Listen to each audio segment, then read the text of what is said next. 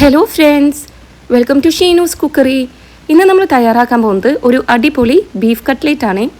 അപ്പോൾ അത് ഇങ്ങനെ തയ്യാറാക്കാമെന്ന് നോക്കാം.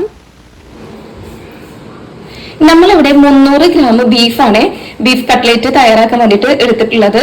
ഇനി നമുക്ക് ഇതിലേക്ക് 1 സ്പൂൺ കുരുമുളക് ചതച്ചത് ഇട്ട് കൊടുക്കാമേ.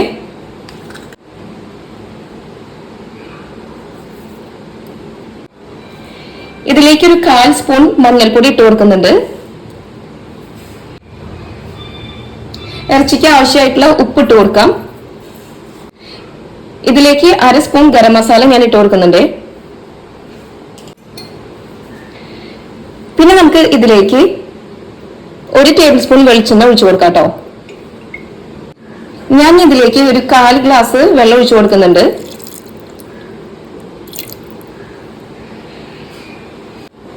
ഇനി നമുക്കിത് നന്നായി ഒന്ന് മിക്സ് ചെയ്തെടുക്കാം കേട്ടോ.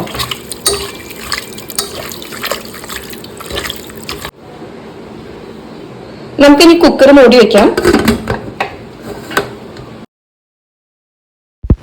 ഒരു 5 വിസിൽ വരുന്ന വരെ നമുക്കത് വേവിച്ചെടുക്കാം. അതിനുശേഷം നമുക്ക് ഫ്ലെയിം ഓഫ് ആക്കാം. നമുക്കിനി ബീഫ് വെന്തോന്ന് നോക്കാം കേട്ടോ.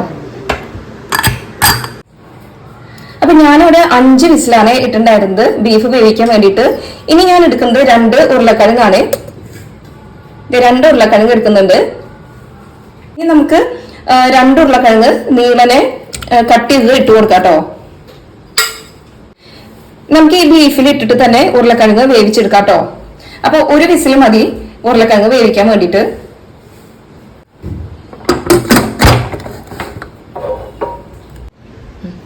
നമുക്ക് ഇനി കുക്കർ ഒന്ന് തുറന്ന് നോക്കാം കേട്ടോ. അപ്പൊ നമ്മുടെ ഉരുളക്കിഴങ്ങൊക്കെ നന്നായിട്ട് വെന്തിട്ടുണ്ട്. ഇനി നമുക്ക് ഈ ഉരുളക്കിഴങ്ങ് വേറൊരു പാത്രത്തിലേക്ക് മാറ്റിയിടാം.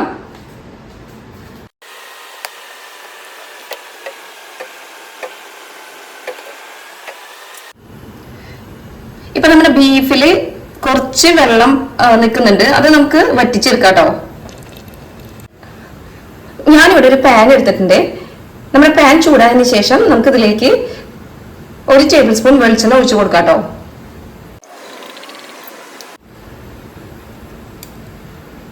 ഇനി നമുക്ക് ഇതിലേക്ക് ഒരു വലിയൊരു സവാള കട്ട് ചെയ്തിട്ടുള്ളത് ഇട്ട് കൊടുക്കുന്നുണ്ട്. ഇതിലേക്ക് ആവശ്യത്തിന് ഉപ്പിട്ട് കൊടുക്കുന്നുണ്ട്. ഞാൻ അതിലേക്ക് കുറച്ച് വേപ്പില ചേർക്കുന്നുണ്ട്. ഇനി നന്നായി ഒന്ന് വഴറ്റി കൊടുക്കാം. ഞാൻ ഇതിലേക്ക് 2 പച്ചമുളക് ചെറുതായി കട്ട് ചെയ്തത് ഇട്ട് കൊടുക്കുന്നുണ്ട് കേട്ടോ.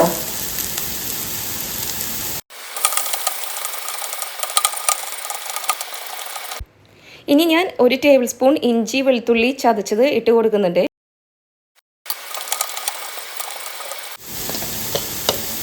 ഞാൻ ഇതിലേക്ക് ഒരു 1/4 സ്പൂൺ മഞ്ഞൾപ്പൊടി ചേർക്കുന്നുണ്ട്. ഇതിലേക്ക് 1 സ്പൂൺ കുരുമുളക് പൊടി ചതച്ചത് ഇട്ട് കൊടുക്കുന്നുണ്ട്. ഇതിലേക്ക് പിന്നെ 1 സ്പൂൺ മല്ലിപ്പൊടി ഇട്ട് കൊടുത്തിട്ടുണ്ട്. ഇതിലേക്ക് ഒരു 1/2 സ്പൂൺ ഗരം മസാല ചേർത്തിട്ടുണ്ട്. നന്നായി ഇളക്കി കൊടുക്കാം.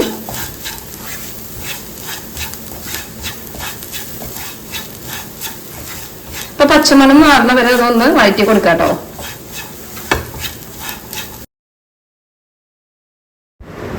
ഞാനിപ്പോൾ ഇതിലേക്ക് 3 ടേബിൾ സ്പൂൺ വെള്ളമാണ് ഒഴിച്ചു കൊടുത്തത്.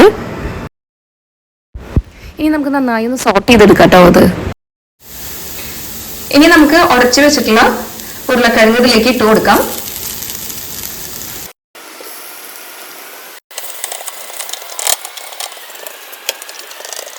ഇനി നമുക്ക് വറ്റിച്ചെടുത്തിട്ടുള്ള ബീഫ് മിക്സിയുടെ ജാറിൽ ഇട്ടിട്ട് ഒന്ന് പൾസ് ചെയ്തിട്ട് എടുക്കാം കേട്ടോ.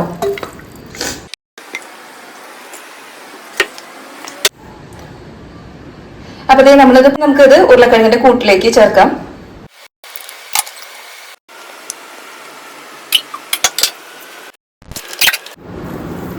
ഇപ്പൊ ഞാൻ കൈകൊണ്ട് എല്ലാതും നന്നായിട്ട് മിക്സ് ചെയ്ത് കൊടുത്തിട്ടുണ്ട്. ഇനി നമുക്ക് ഇതിൽ നിന്ന് ചെറിയ ബോൾസുകൾ ആക്കിയിട്ട് കട്ട്ലേറ്റിന്റെ ഷേപ്പില് ഉരുട്ടിയെടുക്കാമേ. ഞാനിവിടെ ഓവൽ ഷേപ്പിലാണ് ഉരുട്ടിയെടുത്തിട്ടുള്ളത്. എനിക്ക് 14 പീസ് കിട്ടിയിട്ടുണ്ട്. ഇനി നമുക്ക് ഇത് ബ്രെഡ് ക്രംസിലും മുട്ടയിലും മുക്കിയിട്ട് ഫ്രൈ ചെയ്ത് എടുക്കാം കേട്ടോ. ഇനി നമുക്ക് ഓരോ പീസും ഈ മുട്ടയുടെ വെള്ളയില് മുക്കിയെടുത്തിട്ട് ബ്രെഡ് ക്രംസിൽ പൊതിഞ്ഞു കൊടുക്കാം കേട്ടോ.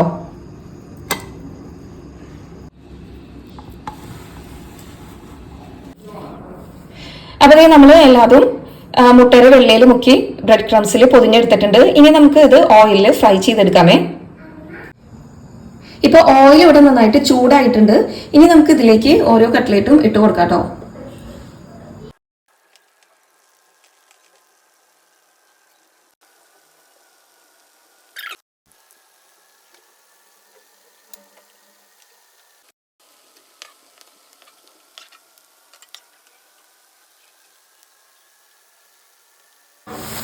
ഇപ്പൊ നമ്മുടെ കട്ട്ലേറ്റ് ഇവിടെ റെഡി ആയിട്ടുണ്ട്. ഇനി നമുക്ക് ഇത് കോരി ഒരു പാത്രത്തിലേക്ക് മാറ്റിയിടാമേ.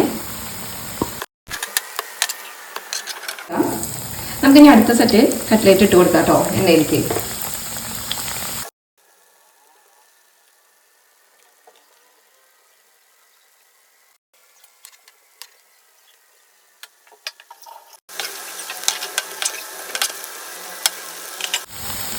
അപ്പൊ നമ്മുടെ രണ്ടാമത്തെ ബാച്ച് കട്ട്ലേറ്റ് ഇവിടെ തയ്യാറായിട്ടുണ്ട്. നമുക്കത് കോരി മാറ്റാമേ. ഇതാണ് നമ്മൾ ഇന്ന് തയ്യാറാക്കിയിട്ടുള്ള ബീഫ് കട്ട്ലേറ്റ്. ഇത് നമുക്ക് ടൊമാറ്റോ കെച്ചപ്പിന്റെ കൂടെ അല്ലെങ്കിൽ വെറുതെ ആയാലും ചോറിന്റെ കൂടെയൊക്കെ കഴിക്കാൻ നല്ല ടേസ്റ്റി ആണ് കേട്ടോ. അപ്പൊ നമ്മൾ ഇന്ന് തയ്യാറാക്കിയിട്ടുള്ള ഈ ബീഫ് കട്ട്ലേറ്റ് നിങ്ങൾ വീട്ടിൽ തീർച്ചയായും ഒന്ന് തയ്യാറാക്കി നോക്കി അഭിപ്രായം അറിയിക്കണേ. ഇന്നത്തെ ഈ വീഡിയോ ഇഷ്ടപ്പെട്ടെങ്കിൽ നിങ്ങൾ തീർച്ചയായും എന്റെ ഈ ചാനൽ ഒന്ന് സബ്സ്ക്രൈബ് ചെയ്ത് ലൈക്കും ഷെയറും ചെയ്യണേ.